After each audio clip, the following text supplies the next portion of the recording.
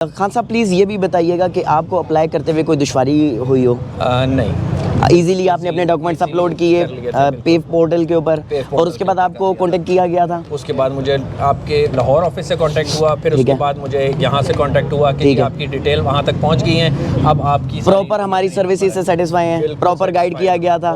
Recommend करना चाहेंगे बाकी भाई और बहनों को? मैं सबको कहूँगा कि यहाँ पर ज़रूर ये फ्लैगशिप सेंटर है, यहाँ पर ज़रूर इसको अप्रोच करें और यहाँ पर जितने मैं वैरायटी और मॉडल्स देख रहा हूँ उसमें आप इजीली अपने लिए एक बेस्ट मोटरसाइकिल यहाँ से सेलेक्ट कर सकते हैं इंशाल्लाह लज़ीम। मैनी कांग्रेचुलेशंस, अल्लाह आपको नसीब करे सर, ये आपकी हुई।